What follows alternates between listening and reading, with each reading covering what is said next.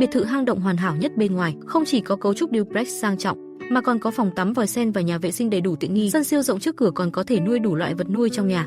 Thật sự là quá tuyệt vời. Đây là gia đình Asman, họ là những người du mục đến từ Iran. Khi dân số trong nhà tăng lên, Asman quyết định đổi cho gia đình một ngôi nhà lớn hơn. Thế là họ mang theo tất cả dụng cụ và tìm thấy một hang động tự nhiên siêu lớn trên núi. Chỉ cần cải tạo một chút là có thể dọn vào ở ngay. Cả gia đình bắt đầu phân công hợp tác, đào một hàng hố nuôi gà trong hang động. Sau đó đi khiêng những tảng đá lớn, xây tường bao quanh khu vực chuồng gà. Bố mẹ lúc này cũng đến muộn và ngay lập tức tham gia vào việc xây dựng.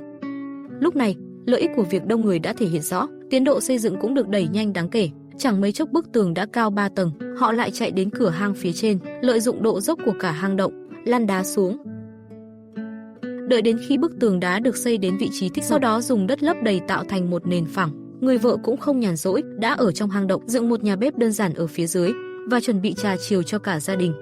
Sau khi ăn xong, Asman lại cầm xẻng, xúc bỏ những tảng đá nguy hiểm phía trên vách đá, ngăn chúng rơi xuống và gây nguy hiểm cho gia đình. Làm xong những việc này, cả gia đình lại đi đến sườn dốc bên ngoài cửa, dùng xẻng đào ra vài bậc thang. Như vậy việc đi lại cũng trở nên an toàn hơn nhiều. Vào buổi tối, chỉ cần trải chân ra là có một chỗ nghỉ ngơi tạm thời. Sáng sớm hôm sau, người em trai để thêm không gian lưu trữ cho ngôi nhà mới, dùng cành cây cưa thành đinh gỗ, đóng vào các khe nứt trên vách đá, có thể treo một số vật nhỏ lên đó. Cô em gái nghe nói họ tìm được một hang động hoàn hảo, đặc biệt trở về chúc mừng họ, dựng lên trên vách đá trước cửa, 2 khúc gỗ tròn, treo một cái xô nước có vòi lên đó. Chỉ cần đổ nước vào là có một bồn rửa tay, rửa sạch các loại dụng cụ nấu ăn và nguyên liệu, là có thể pha trà nóng cho mọi người. Họ ở trong nhà mới cho đến tối, mới trở về nhà. Ngày hôm sau, người vợ và bố mẹ lên núi hái rau dại. Đi lại trong vách đá này trông có vẻ nguy hiểm, thực tế cũng không an toàn. May mắn là họ thu hoạch được rất nhiều. Asman ở nhà cũng không nhàn rỗi, anh ấy lại sửa sang cầu thang trước cửa một lần nữa, tiện thể làm phẳng mặt đất phía trên cùng của hang động để cất giữ các loại chăn đệm.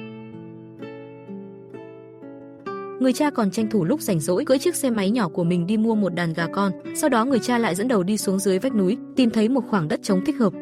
Đầu tiên là đào một cái hố sâu, sau đó dùng đá lót xung quanh, rồi đóng vài tấm ván gỗ, cuối cùng xây một bức tường cao nửa người. Đó chính là nhà vệ sinh ngoài trời của cả gia đình. Asman còn đặc biệt ngồi xổm xuống thử một chút, có vẻ như không có nguy cơ bị rơi vào như đã thử nghiệm. Sau khi về nhà, người vợ còn nướng thịt xiên cho họ. Asman đã mệt đến mức ngủ gục tại chỗ. Sau khi được đánh thức, ăn tối đơn giản là kết thúc một ngày tốt đẹp này. Hôm nay Asman quyết định xây một phòng tắm vòi sen. Anh ấy trước tiên dùng những tấm ván gỗ cũ đã làm ra một cánh cửa lớn, sau đó cùng với gia đình dựa vào một tảng đá lớn để xây tường. Mặt trước thì dùng cành cây làm khung cửa, lắp bản lề vào cánh cửa lớn vừa làm xong, cố định nó vào khung cửa. Sau đó dùng đá lấp đầy hai bên khung cửa. Sau đó Asman lại đi lấy một tấm bạt nhựa, dùng đá đè lên tường làm mái nhà.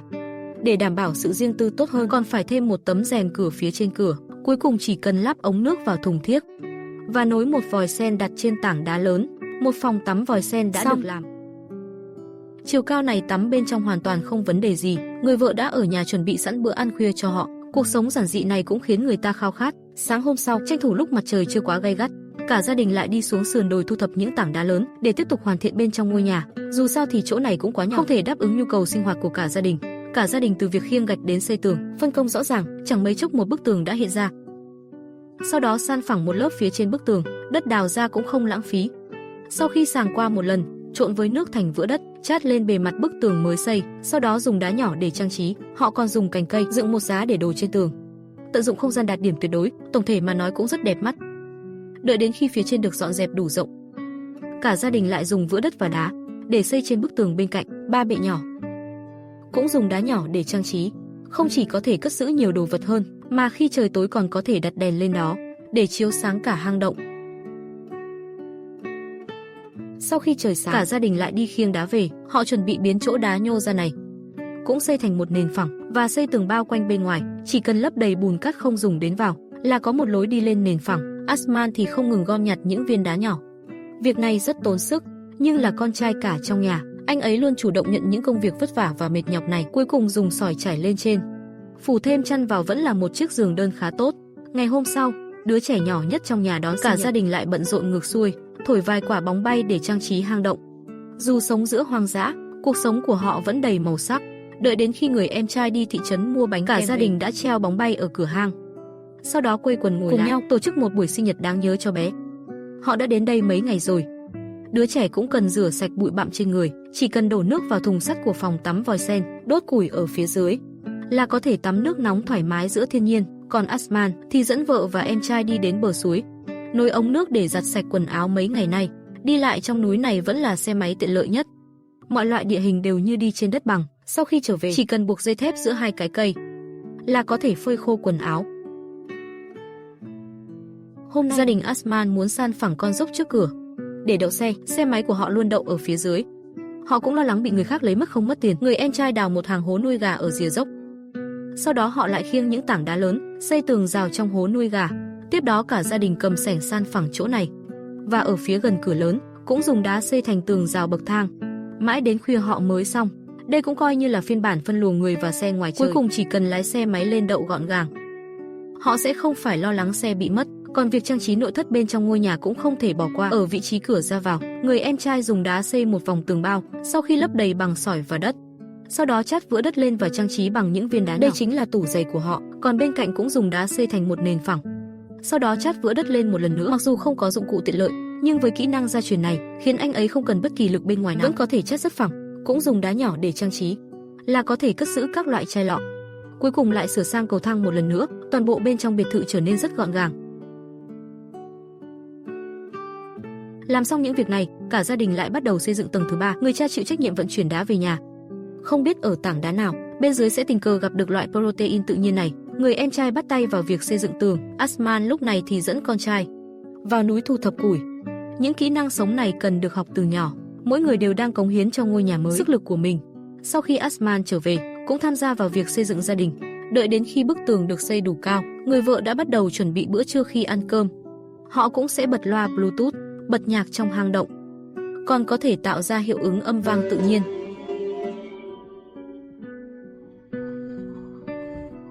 Sau khi ăn xong, cả gia đình cũng không nghỉ ngơi, trực tiếp làm phẳng mặt đất tầng thứ 4. Sau đó lại khiêng đá về. Lúc này bầu trời cũng trở nên u ám, chẳng mấy chốc trời đã đổ mưa, nhưng cơn mưa lất phất này hoàn toàn không ảnh hưởng đến công việc của cả gia đình, cũng không cần lo lắng nước mưa tràn vào hang động. Khi những tảng đá được mang về đặt ở một bên tường, xây thành một nền nhỏ, dùng đất không dùng đến đã sàng ra để lấp đầy. Hai anh em vẫn dùng vữa đất đã trộn sẵn, trực tiếp đắp lên bề mặt tường, chát đều rồi dùng đá nhỏ trang trí. Ai mà mắc chứng sợ lỗ thì không làm được việc này. Tiếp theo, ở nơi thông gió tốt nhất này, chắc chắn là xây lò sưởi. Chỉ cần dùng vữa đất và đá xây một khung, để lại vị trí ống khói là có thể sử dụng ngay. Sau đó người em trai cưỡi chiếc xe máy nhỏ yêu quý của mình, mang theo những cái chai này đi ra sông lấy nước. Người mẹ thì lại hái rất nhiều rau dại để ở cửa phơi khô. Một số đặc sản trong núi này không thể bảo quản được thì cần phải nấu chín ăn ngay bây giờ. Đợi đến khi người em trai lấy nước về, cả gia đình có thể trộn vữa đất và tiếp tục xây dựng. Chát một lớp vữa đất lên lò sưởi, sau đó dùng sỏi trang trí, vòng ngoài cũng chát thành một bệ đất. Thuận tiện cho việc dọn dẹp cho bụi, hai người phụ nữ lại chủ động xin đảm nhận, phụ trách trang trí nền nhỏ bên cạnh. Thẩm mỹ của họ tốt hơn. Trên tường, họ đã tạo hình một chậu hoa, trông cũng rất ấm cúng. Sau đó vài người cùng nhau đi thu thập sỏi, trải trên mặt đất, tổng thể trở nên sạch sẽ và gọn gàng hơn. Sau đó dùng đá xây một ống khói cho lò sưởi. Tầng này đã hoàn thành toàn bộ. Tiếp đó anh ấy lại ở vị trí bếp tầng 1, dùng đá xây một giá để đồ. Sau đó dùng cành cây trên bức tường phía trên giá để đồ, dựng khung cho mặt bàn bếp. Chỗ nối thì dùng dây thép buộc chặt, trải cành cây lên khung. Cuối cùng chát một lớp vữa đất, mặt bàn bên cạnh cũng làm tương tự.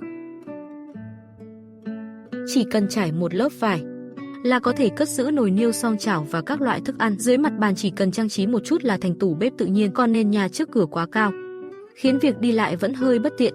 Người em trai lại đào vài cái hố ở trước, dùng đá xây tường bên cầu thang. Chỉ cần đào ra lối đi dạng bậc thang, sau đó dùng đá lớn lát phẳng, cầu thang vào nhà đã hoàn thành. Mặt ngoài cũng cần chát một lớp vữa đất. Họ còn dùng những viên đá nhỏ xếp thành hình trái tim, thật sự là đầy tính nghi lễ. Sau đó người em trai lại đào hố dưới vách đá trước cửa, sẽ dùng đá xây một bức tường rào. Ẩn dưới những tảng đá là những loại protein có thể tìm thấy, chiên lên chắc chắn sẽ rất ngon. Tiếp đó anh ấy dọn dẹp một khoảng đất trống nhỏ, dùng đá xếp thành tường rào, dựng khung gỗ trên tường rào. Sau đó trải một lớp bạt nhựa, chỉ cần chát một lớp vữa đất, một chuồng gà đã hoàn thành. Cô em dâu còn dùng sỏi trên đó xếp thành hình một chú gà con. Phải nói rằng họ vẫn có một chút năng khiếu nghệ thuật trong người. Đặt gà con vào trong đó, họ sẽ không phải ngủ trong hộp nhựa nữa. Sáng hôm sau thức dậy lại có khách đến thăm, người mẹ pha trà nóng cho họ, người vợ chuẩn bị thịt xiên nướng cho mọi người. Mặc dù cuộc sống không mấy sung túc, nhưng họ vẫn nhiệt tình hiếu khách. Sau khi khách ra về, người em trai còn cắt tóc cho đứa trẻ. Kỹ thuật này nhìn là biết xuất thân từ chuyên ngành làm đẹp và tạo mẫu tóc. Vào buổi chiều, cả gia đình đi vào hoang dã thu thập dược liệu để đổi lấy tiền. Ở đây ra ngoài nhất định phải mang theo đồ tự vệ mới có thể đảm bảo an toàn. Khắp núi rừng này đều là những thứ họ cần. Có ai biết cái này gọi là gì không? Điều đáng ngạc nhiên nhất là cả gia đình ra ngoài còn tự mang theo bộ trà. Họ ngồi giữa hoang dã đốt củi, pha một ấm trà nóng. Uống trà ở đây cũng là một kiểu hưởng thụ không tồi. Sau đó, vài người lại ở xa đặt đá để luyện bắn súng. Có thể thấy kỹ thuật của mỗi người đều không tệ. Sau đó họ lại nhặt rất nhiều củi mang về nhà, đủ dùng cho nhu cầu sinh hoạt của vài ngày tới. Sáng sớm hôm nay, người mẹ lên núi hái quả và dại, dùng để pha trà có thể kiện vị tiêu thực. Người em trai thì đạp xe đi thị trấn, mua một số nhu yếu phẩm sinh hoạt. Sau khi anh ấy đào một cái hố dưới bóng cây trước cửa, cho những thứ đã mua vào túi rồi đặt vào trong. Phía trên dựng cành cây rồi dùng rẻ che lại, sau đó đè lên một ít đá và đất, cuối cùng trải lá xanh lên, như vậy có thể bảo quản thêm vài ngày. Sau đó lại đi đến nguồn nước lấy nước. Asman đã hoàn thành công việc tạm thời mấy ngày nay và trở về. Họ trong đống cát đã sàng ra, phát hiện ra một con rắn nhỏ. Người em trai còn đặc biệt mang đi khoe với Asman. Anh ấy thử làm khăn quàng cổ thì thấy không hợp lắm, thế là chạy xuống dưới vách đá thả nó đi. Và anh ấy còn phát hiện ra cây xanh lộn xộn trước cửa này, ảnh hưởng rất nhiều đến tầm nhìn. Thế là họ tách ra và buộc chặt lại, vừa gọn gàng, tầm nhìn bên trong nhà còn trở nên rộng rãi hơn. Sau đó do Asman dẫn đầu, dự định biến vị trí bếp tạm thời trước đây trực tiếp cải tạo thành 2 chuồng cừu, dùng để tách cừu trưởng thành và cừu con. Sau khi quy hoạch kích thước phù hợp, gia đình ra khỏi hang khiêng những tảng đá dựa vào vách đá xây tường rào. Những người bạn sống gần đó cũng đặc biệt đến giúp đỡ. Với sự giúp đỡ của nhiều người như vậy, 2 chuồng cừu nhanh chóng được xây xong. Sau đó lùa tất cả những chú cừu lười biếng vào trong. Người mẹ còn vắt sữa cừu tươi để đãi mọi người. Ngày hôm sau, vài người đi vào núi hái rau dại. Mặc dù điều kiện đi lại khó khăn và nguy hiểm, nhưng trên mặt mỗi người vẫn tràn đầy nụ cười. Mãi đến tối họ mới về nhà, mỗi người đều vác một túi đầy, cũng là thu hoạch được rất nhiều. Dù đã rất muộn rồi, mọi người vẫn đang đợi họ ăn cơm. Cả gia đình ăn bữa ăn khuya dưới ánh đèn yếu ớt, rất ấm cúng. Sáng sớm hôm sau, người em trai hẹn bạn bè cùng nhau ra ngoài chăn cừu. Khi uống trà, người em trai còn thi đấu vật tay với bạn. Xem ra sức lực của anh ấy không phải là bình thường, sự kiên định không lay chuyển. Đồng thời Asman cũng không nhàn rỗi, anh ấy đi mua một cái tổ ong, còn biểu diễn cho các con xem màn ảo thuật của mình. Sau đó lại đạp xe đi mua một cái thùng nước lớn, dưới thùng nước còn có vòi nước sẵn, như vậy họ có thể tích trữ nhiều nguồn nước hơn.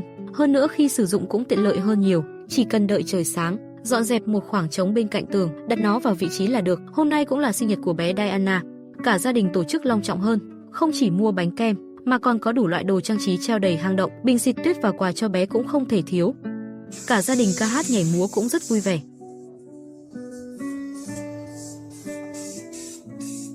Ha ha ha.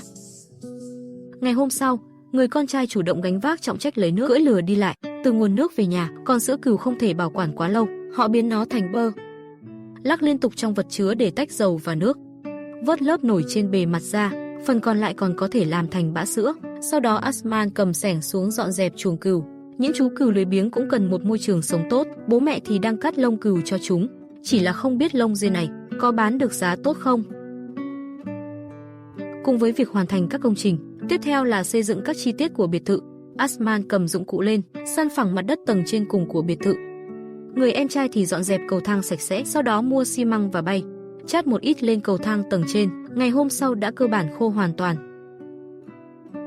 Và đến đây đã lâu như vậy, cả gia đình vẫn chưa đi chơi nhiều. Thế là họ lái tất cả các phương tiện giao thông, đi thị trấn mua sắm, chở đầy hàng hóa rõ ràng hơi không an toàn. Sau khi rời khỏi khu vực núi, Asman gọi một chiếc xe cho phụ nữ và trẻ em. Ở thị trấn, họ mua một cái nồi sắt lớn dùng để nấu sữa cừu, thêm một cái nắp có kích thước phù hợp. Chính là cách tính tiền theo cân nặng này, khiến người ta hơi khó hiểu. Đứa trẻ cũng có đồ chơi hoàn toàn mới. Còn mục đích quan trọng nhất của chuyến đi này của cả gia đình chính là mua quần áo. Asman thử phong cách nghỉ dưỡng bãi biển, trông cũng khá ổn, nhưng mặc như vậy để làm việc rõ ràng hơi không phù hợp. Vì vậy anh ấy không có ý định mua, chỉ mua quần áo mới cho vợ và các con. Sau đó họ mua một ít trái cây, rồi lên đường về nhà. Sau khi trở về, trời đã dần phải cho gà con ăn. Còn người cha cũng vừa chăn cừu về. Mặc dù cuộc sống có chút vất vả, nhưng chưa từng nghe bất kỳ ai than phiền. Vì than phiền cũng vô ích. Ngày hôm sau họ làm đủ bánh mì dẹt đủ cho cả gia đình ăn vài ngày. Cái nồi sắt lớn vừa mua cũng đã được dùng đến. Người mẹ nấu một nồi sữa cừu lớn, người em trai còn dùng gậy làm ra một cái gáo phiên bản kéo dài. thuận tiện cho việc múc. Sau khi để sữa cừu nguội, đổ vào túi vải màn lọc một lần, thêm một số nguyên liệu để làm thành món sữa đông đặc sản của họ. Người em trai thì ở phía trên hang động, dựa vào cây nhỏ dựng một cái giá, chỉ cần trải một lớp vải là có thể đặt sữa đông ở đây phơi khô. Sau đó họ lại đi mua vật liệu xây dựng, sẽ dùng đá xây lại vị trí cửa lớn. Cầu thang lại chát xi măng một lần nữa. Đây là một cột mốc quan trọng trong quá trình phát triển biệt thự. Mãi đến khuya người em trai mới xong, Asman thì ở phía trên, chát xi măng lên những bậc thang còn lại. Làm xong những việc này, hai anh em còn dành dụm được một con cừu đầu đàn để ăn. Là một người yêu cừu, nước mắt tôi không kìm được chảy ra từ khóe miệng. Sáng hôm sau, cả gia đình lại chạy ra bờ sông cắm trại. Vị trí này quả thực là thiên đường của những người câu cá. Thịt xiên nướng hôm qua chưa ăn hết, vừa hay mang ra nướng một lần. Cô em dâu còn bắt được một con cá, ở đây xử lý cũng không tiện lắm, chỉ có thể mang về nhà ăn. Sau khi trở về, hai anh em lại trộn xi măng chát lên mặt đất tầng một lần, để gia đình có chỗ ngủ. Họ chọn làm từng tầng một, mà mùa này muỗi và côn trùng quá nhiều, cả gia đình đành phải treo màn chống muỗi. Thì ra màu da của người em trai hoàn toàn là do nắng cháy. Sáng hôm sau Asman và bố đi thu thập đá, trải trên mặt đất của chuồng cừu. Người em trai thì ở nhà dùng xi măng chát tường, tiếp đó dùng sỏi ở trên tường xếp thành hình dáng đẹp mắt hơn. Các con cũng đóng góp những bức tranh dán yêu thích của mình. Cuộc sống mà, luôn sẽ tốt đẹp hơn. Tiếp đó người em trai lại dùng bay chát xi măng lên mặt đất tầng thứ 3. Bây giờ toàn bộ biệt thự chính là một công trình lớn, cùng với việc hoàn thiện các chi tiết. Hành trình xây dựng của gia đình Asman cũng đến đây là kết thúc. Tiếp theo họ cũng sẽ sống tốt ở đây, cho đến khi không thể đáp ứng được nhu cầu sinh hoạt của những chú cừu, họ mới cân nhắc chuyển nhà lần nữa. Cảm ơn mọi người đã xem video của kênh em nhé. Nếu thấy hay, hãy like và sub kênh để em có động lực ra thêm nhiều video hay nữa nhé.